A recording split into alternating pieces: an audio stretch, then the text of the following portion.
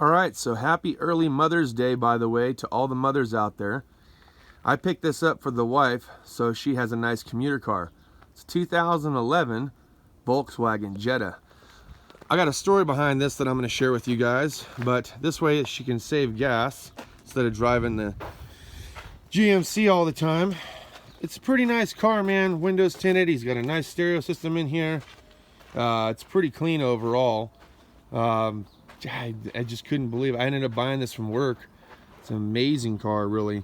If there was ever a car that I had anything good to say about, it would be the Volkswagen Jetta for sure. I don't care for their Beetles, but even the humble mechanic would say good things about this thing. So inside looks clean as hell. It's only got 89,000 miles on it. Sick Pioneer stereo and land navigation. The interior is in really good condition.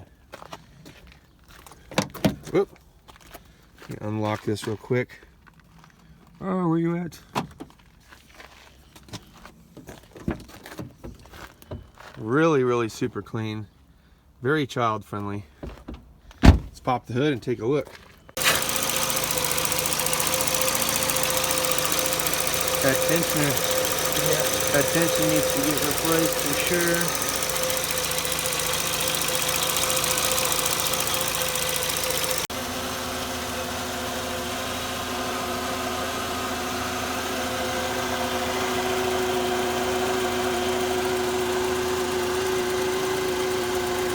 It's actually pretty good, but no obvious damage to the control arm. The oil pan glove looks pretty wet.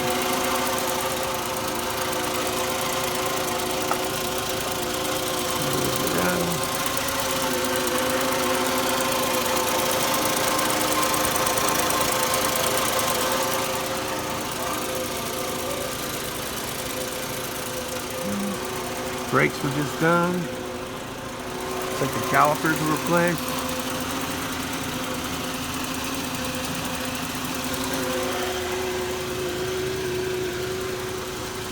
Yeah, some dent right there. Some kind of rotational noise I want to see if I can figure out back here as I'm slowing down.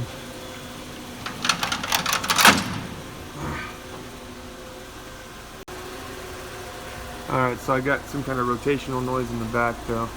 I'm not too entirely sure what it is, but I don't see any obvious sign, any damage back here. Here's something pretty funny.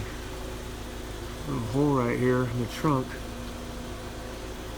It's like they removed the plug, so it's missing one of those rubber plugs.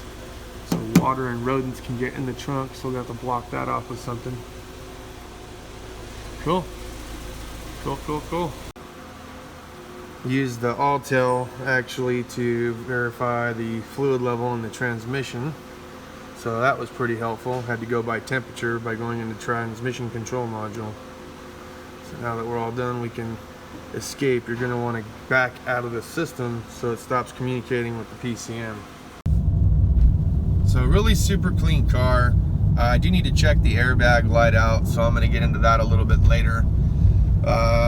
It's got land navigation. I mean, this is just super nice. So I'm kind of excited, man. You know, my mom, she had a Jetta for a long time. That thing just ran great, got killer good gas mileage, and I'm actually kind of excited about the car overall, to be honest. I just think it's a great car, and even if she didn't like it, I know that I would just absolutely love having this thing, man. So it was too good of a deal for me to pass up, so I jumped on it. Hey, how's it going, everyone? Justin again. As always, thanks for watching my channel. Welcome back. So I ended up picking up a used car from work that was pretty much better off dead. But with a little bit of patience and a little bit of coin, after the customer decided that he no longer had interest in it, I was able to actually salvage a perfectly good car with very minimal money. Now, it could have been a very expensive route. I would have had to replace the entire transmission. But stay tuned, and I'll tell you exactly what happened and my enjoyment of this car so far. So it's got a 2.5 liter non-turbo edition engine. Pretty clean for the most part, not really seeing anything as far as leaks are concerned. I need to do an oil change on it for sure, because I'm not sure when the customer last changed their oil. Everything else looks to be on the up and up. It holds coolant pressure. The only thing I need to check out further is the AC system. AC system does not blow cold. That noise that I was referring to in the video actually is coming from the rear drum. So I'm gonna have to take the rear tires off and see what's going on there. They had taken it to a shop before they brought it to ours, and the customer was charged even though the work was not performed. So we ended up actually replacing his front brake pads, rotors, and calipers because they were leaking. And then after that, he ended up running into a curb, smashing the subframe pretty good, taking out the transmission pan and possibly the transmission. Knowing that it was a long shot to replace the pan, filter, and fluid, and that the transmission was more than likely pretty much blown up, the customer proceeded to not want this car anymore, lost interest, and decided he was going to sell it. We picked it up for around $2,000, and then I ended up paying for the filter, the fluid, and the pan, and fucking runs and drives great, man. There's some problems. So obviously, like I talked about, the rotational noise in the back, no AC in the front. It's a base model, so there's no cruise control. The trunk is finicky, so you kind of have to have the doors completely unlocked for it to open. And the side mirror adjuster switch is completely busted, so I'm gonna have to replace that as well. The driver's headlamp bulb was also burnt out, so I replaced that earlier today and was able to verify that the fluid level was proper on the transmission. Overall, really clean car, and I couldn't pass it up, so I picked it up as a commuter car. Mostly for the wife for her long travels to and from work, but it's going to end up being my A to B for a little while until I can get the whole entire thing fixed and everything, all the kinks and everything worked out. Alright guys, so like you've seen, I mean, yeah, there was some pretty good damage done to the undercarriage on the subframe. Could I change that out in time? Yes. Is it affecting the drivability a little bit? Okay, it needs an alignment. The steering wheel is a little bit offset, but I should be able to bring that back in and be driving perfectly straight down the road. I would be looking for a subframe at some point. I did have to change a few things out, as you heard in the video. Overall, I think it's a screaming deal on a car that I got.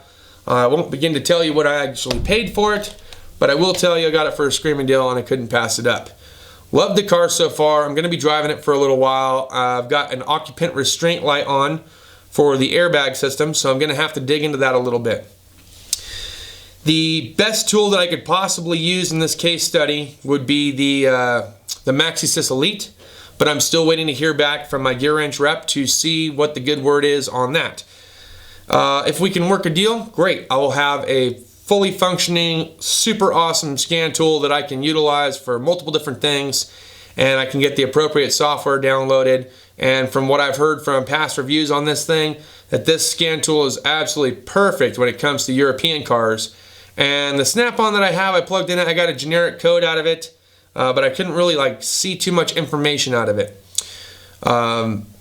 The Flat Rate Master does a complete review side by side between his Autel, the launch that he has from Matco, and his Snap-on Verus that he has, and I think he explains it best. If you're not pushing a tool to its full limit, you'll never know whether or not a specific tool is going to be better or worse. And as I said in past videos, yes, there are some things that I've heard that Snap-on tools can do, or they can communicate better with, that Launch can't, or that Autel can't. But I've talked to numerous Verus owners, and they've all said the same exact thing. If I had to do it all over again, I would have never bought the Verus, and I would have just bought the Autel. Of those people that I talked to that do own a Verus currently, they also said if I would have known better some 4 years ago when Autel first kind of started producing this MaxiSys deal, and they knew that there was pirated software, they said that that thing could do things that no other scan tool could possibly do.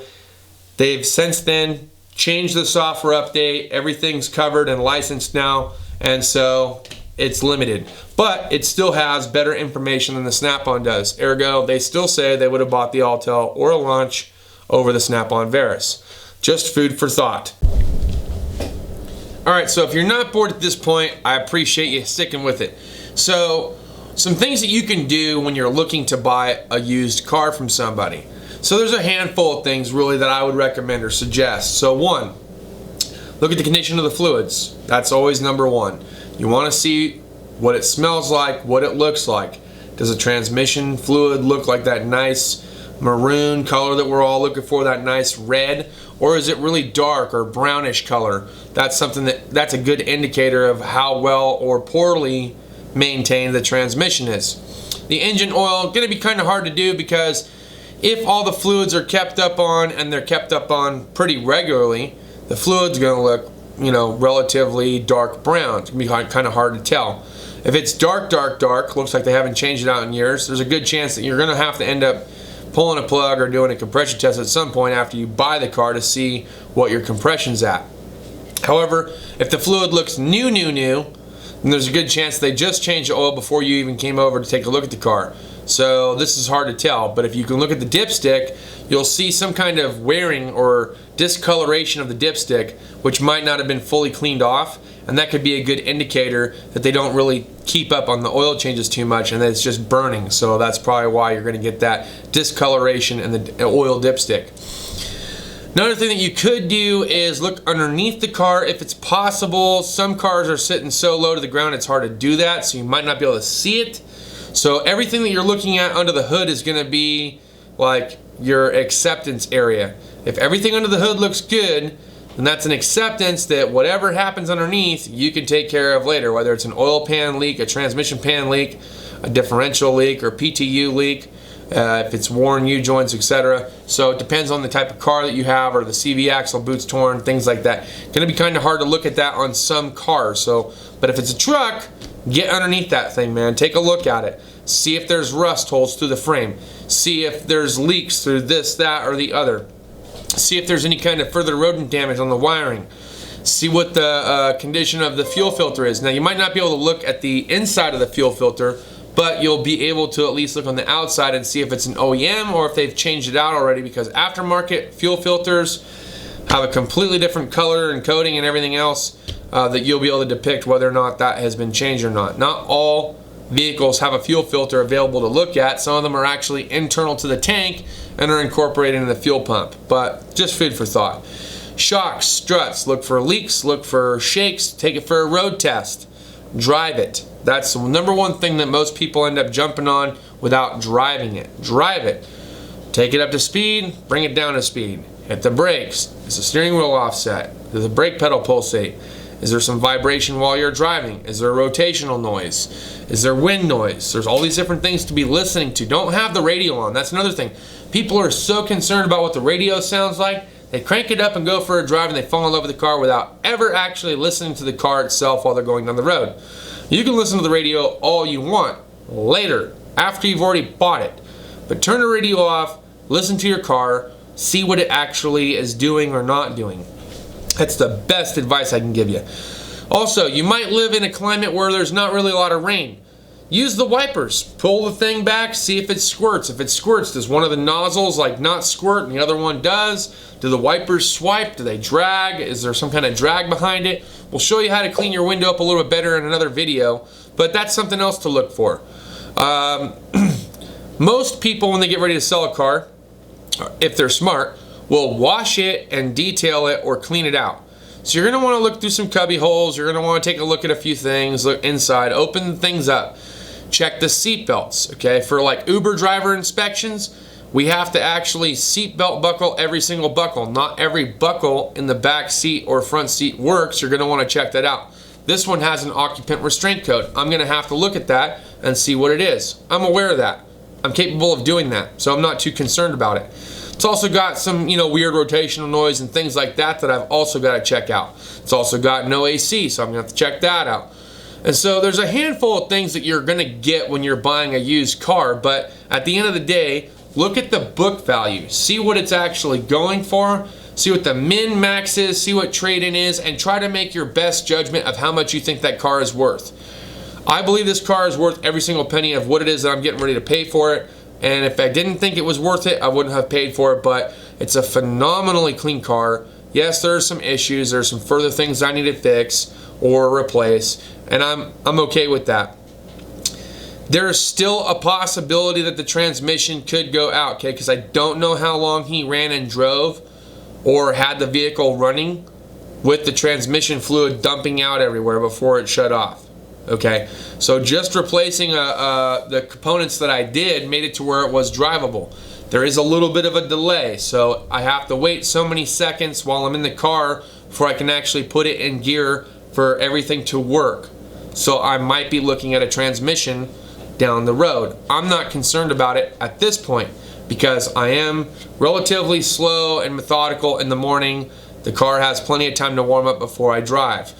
Something else that's going to help you to make your transmission last a little bit longer is stop in between shifts. So if it's an automatic, what I mean by this is start it up, let the RPMs rise, all the lights do their thing, let the RPMs come back down, put it into gear. If you're backing up, back up, come to a complete stop, then put it into neutral, give it a few seconds, then put it into drive, give it a few seconds, and then proceed. A lot of times I see people, they'll throw it in reverse, they'll back up real quick, they'll slam it into drive, and they'll just go. That just kills a transmission. The computer needs time to register what it is that you're doing with that shift handle. So this is just some food for thought, a little bit of food for thought for you. That's all I got for this video, guys. Look, if I missed something, some other things that you want to be aware of before you buy a used car, please let me know down in the description. If you just want to hit the thumbs up because you like the car and you think I'm doing an awesome job with the content, I appreciate that too. Look, now that we have a German or a European car, we'll be able to start doing and looking at more European diagnostic troubleshooting. There's some stuff that's coming up that I'm hoping to do videos on, and I hope you guys enjoy it. Thanks as always for watching. We'll see you guys next time. Deuces.